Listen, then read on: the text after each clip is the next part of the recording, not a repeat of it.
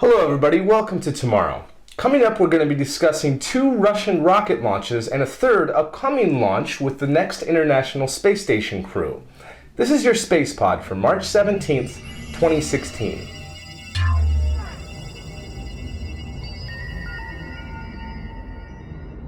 So the Russian space agency Roscosmos tried to launch a Soyuz rocket, the Soyuz 2-1B, carrying the Resurse P-3 satellite into space on Saturday, March 12th. But instead, the Soyuz rocket had a very rare launch abort scenario just 20 seconds before liftoff. The cause of the abort was one of the pyrotechnic devices that failed to ignite one of the engines. Interestingly, the last time that a Soyuz rocket aborted was actually in 2006, when a Soyuz 2-1A rocket aborted 5 times before successfully launching on its 6th attempt. Luckily, this launch was aborted safely, and Roscosmos was able to have a 24-hour turnaround time and try to launch again.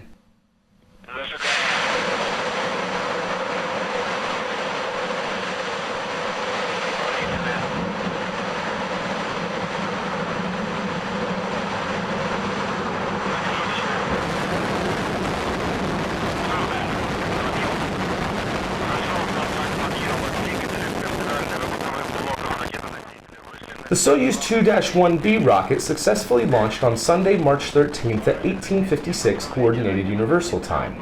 Apparently, every stage of flight was successful, and the Resurse P-3 satellite was able to begin a 5-year mission in orbit at about 475 kilometers, or 295 miles, above the Earth. Resurse P-3 is a remote sensing satellite, the 3rd in a series of civilian-operated high-resolution imaging spacecraft designed to look down on Earth from orbit. Apparently, one of the solar panels on the Resurse P-3 didn't deploy all of the way, but apparently they still are able to get some electricity out of it, so apparently the mission is able to continue on. But it was a little bit hairy at first when they first got that signal that it hadn't deployed all the way, but apparently everything's fine with that, so.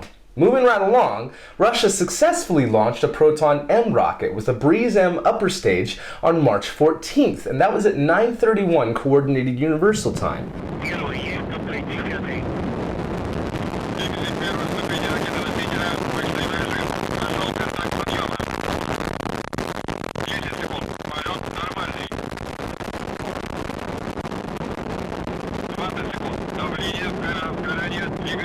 The rocket carried the Trace Gas Orbiter and the Schiaparelli lander for the European Space Agency's ExoMars 2016 project. This orbiter and lander is scheduled to arrive at Mars on October 19th.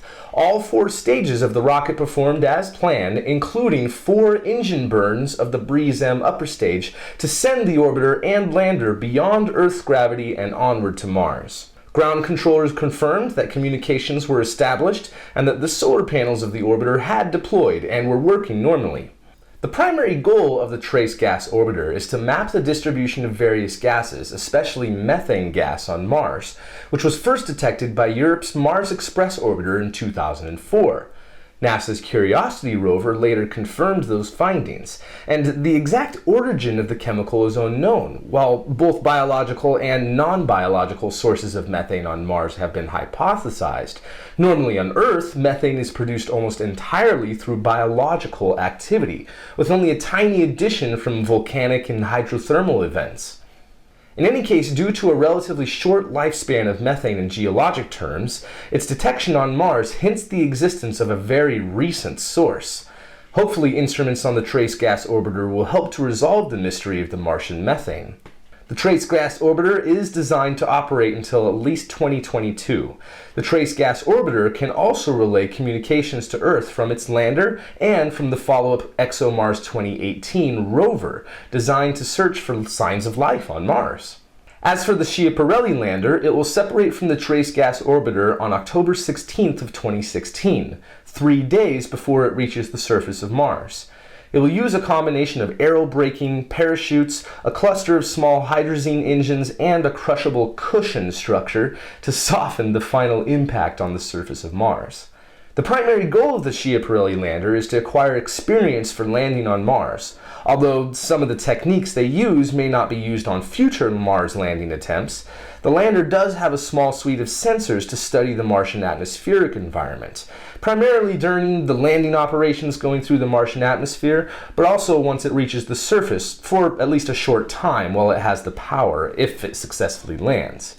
So that data, the atmospheric data, will most likely be most useful to ESA scientists, so that they can apply that data to designs of their future Mars landers. In any case, congratulations to ESA, the European Space Agency, and Roscosmos for the successful launch of this mission and for all of its successful stages so far. Hopefully it arrives at Mars safely, and the entire operation of getting into orbit around Mars and landing on Mars are completely successful. That would just be great. So, congratulations. Moving right along though, Russia is planning another rocket launch this week, and at least at the time of me filming this video, was still scheduled to take place on Friday, March 18th, and that's tentatively scheduled for 9:26 Coordinated Universal Time. And what they're planning to launch is a Soyuz FG rocket with the next International Space Station crew on a Soyuz capsule.